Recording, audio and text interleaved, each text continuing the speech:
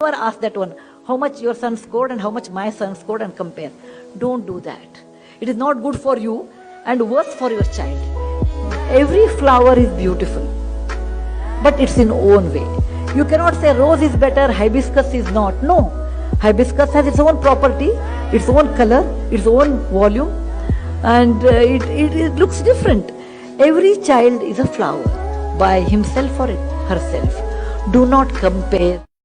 When someone closes a door in your face, all you have to remember is when God allows them to close the door in your face, all God wants you to do is walk up the hall. It's some more doors. You just got to walk up the hall. Because I can promise you, he got a better door that he wants you to go through than the one that got shut in your face. That's a fact.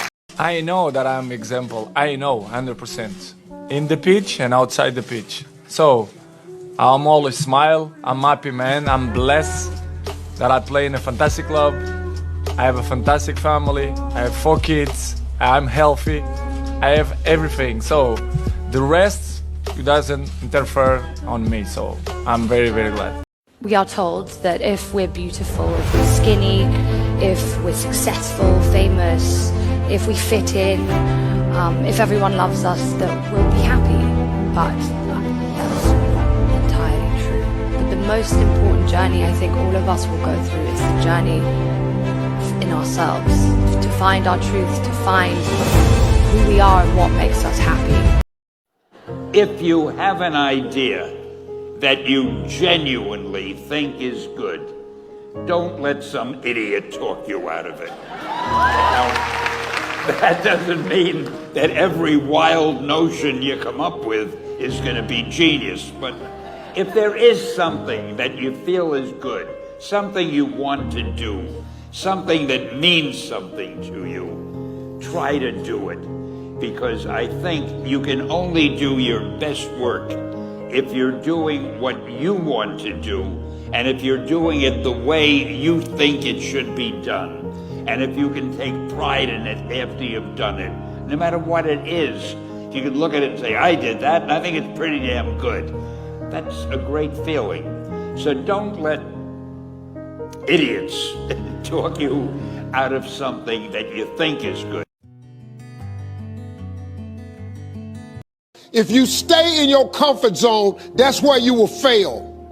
You will fail in your comfort zone. Success is not a comfortable procedure.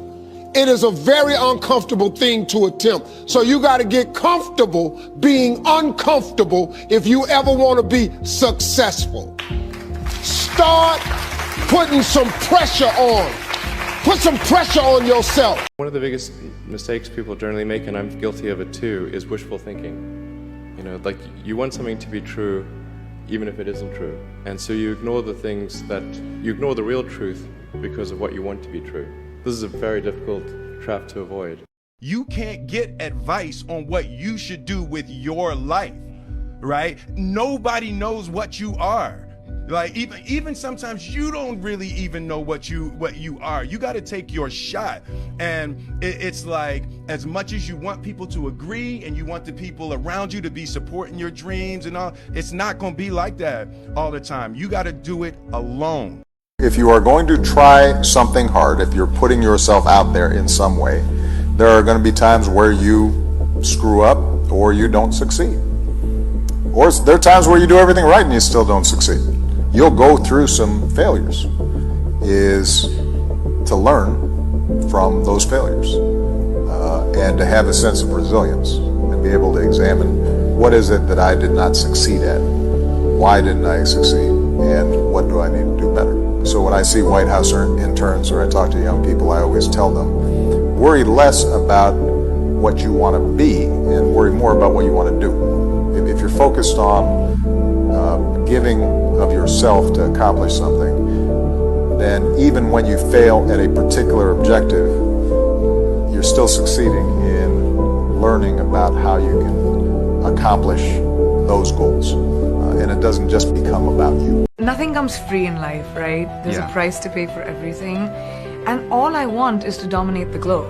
That's all I want. So for that, you have to sacrifice sleep and food and schedules and routine, and it's okay. I love what I do, and I don't take my job for granted. I don't take my work for granted. I really believe that very few people get to wake up in the morning and say, yes, I'm going to work, and yes, I get to do something which I want to do on my terms. Lion is the king of the jungle. How can he be the king of the jungle?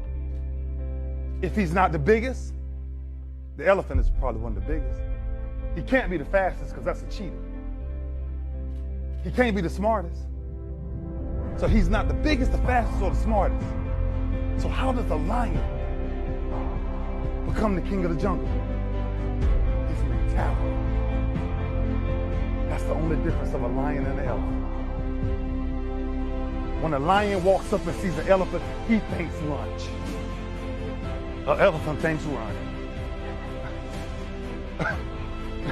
And it's all mentality.